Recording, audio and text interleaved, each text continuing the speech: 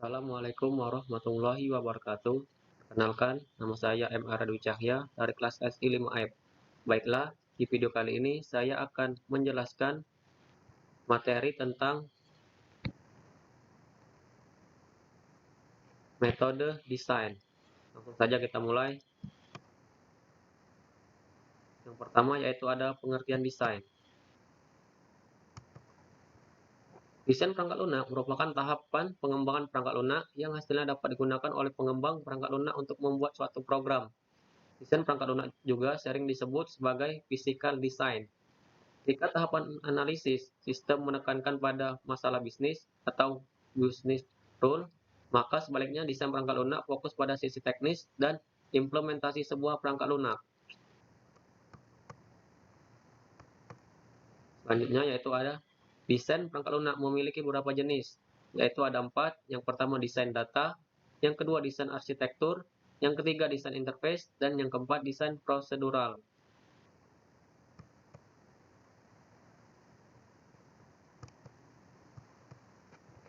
Yang pertama yaitu desain data. Desain data berpengaruh terhadap struktur data pada struktur program dan kompleksitas prosedural, menyebabkan desain data berpengaruh penting terhadap kualitas perangkat lunak. Konsep penyembunyian informasi dan abstraksi dapat memberi dasar pendekatan terhadap desain data. Nah, di sini dapat kita lihat gambar dari desain data nih.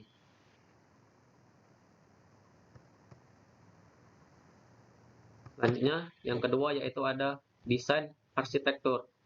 Sasaran utama desain arsitektur adalah untuk mengembangkan struktur program modular dan mempresentasikan hubungan kontrol antar modul.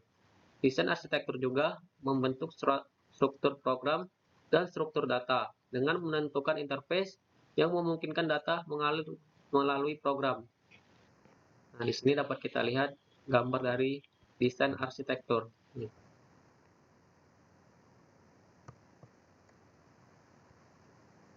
Selanjutnya, yang ketiga yaitu ada desain interface. Pengguna atau user interface design atau rekayasa antarmuka pengguna atau user interface engineering adalah desain untuk komputer, peralatan, mesin, perangkat komunikasi mobile, aplikasi perangkat lunak, dan situs web yang berfokus pada pengalaman pengguna atau user experience dan interaksi. Selanjutnya, yang keempat yaitu ada desain prosedural. Dalam dunia yang ideal, spesifikasi prosedural diperlukan untuk menetapkan detail algoritma yang akan dinyatakan dalam suatu bahasa ibu, seperti bahasa Indonesia. Desain prosedural harus menentukan detail desain prosedural tanpa ada ambiguitas. Nah, di sini dapat kita lihat gambar dari desain prosedural. Ini adalah contohnya. Selanjutnya, yaitu ada tujuan desain. Tujuan desain adalah untuk menghasilkan suatu model atau representasi dari entitas yang kemudian akan dibangun. Proses di mana model dikembangkan, menggabungkan intuisi dan penilaian berdasarkan pengalaman dalam membangun entitas yang sama. Serangkaian prinsip dan atau heuristik yang menuntun cara di mana model disusun. Serangkaian kriteria yang memungkinkan penilaian terhadap kualitas dan terhadap suatu proses iterasi yang membawa kepada suatu representasi nilai akhir. Selanjutnya, yaitu ada prinsip desain. Desain perangkat lunak berupa model dan proses. Proses desain adalah serangkaian langkah iteratif yang memungkinkan desainer menggambarkan semua aspek perangkat lunak yang akan dibangun. Model desain adalah ekivalen rencana arsitek untuk sebuah rumah yang dimulai dengan menyajikan totalitas dari hal yang akan dibangun. Prinsip desain dasar memungkinkan rekayasa perangkat lunak untuk mengendalikan proses desain. Selanjutnya yaitu ada konsep desain. Nah, di sini konsep desain terdiri atas 4 macam. Yang pertama yaitu ada abstraksi, yang kedua ada penyaringan, yang ketiga ada modularitas, dan yang keempat yaitu arsitektur perangkat lunak.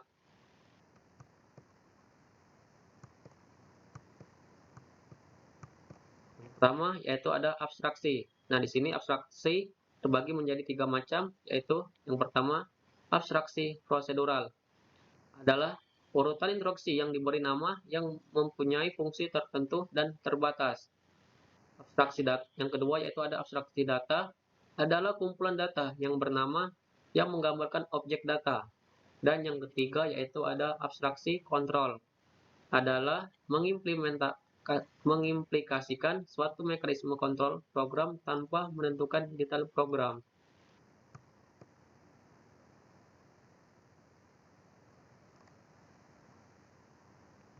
Selanjutnya, yang kedua yaitu ada penyaringan.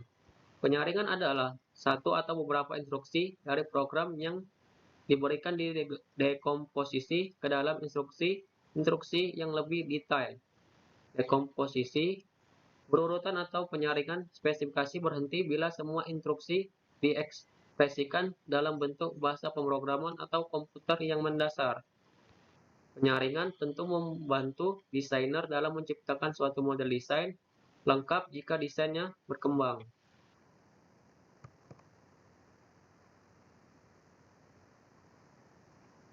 Selanjutnya, yang ketiga yaitu ada modularitas. Modularitas merupakan atribut tunggal dari perangkat lunak yang memungkinkan sebuah program untuk dikelola secara intelektual. Nah, di sini Meyer menyebutkan ada 5 kriteria yang memungkinkan kita untuk mengevaluasi suatu metode desain dengan merujuk pada kemampuannya untuk menentukan sistem modular yang efektif. Nah, ini adalah kelima kriteria yang disebutkan oleh Meyer. Yang pertama ada dekomposisi modular, yang kedua ada komposabilitas modular, yang ketiga ada kemampuan pemahaman modular, yang keempat kontinuitas modular, dan yang kelima proteksi modular.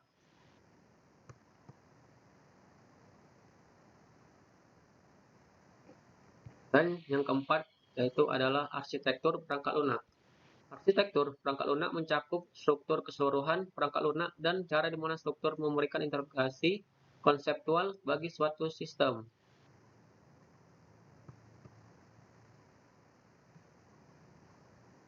Baiklah, itulah hasil presentasi yang dapat saya sampaikan. Apabila ada salah kata saya mohon maaf, kepada Allah saya mohon ampun. Saya akhiri.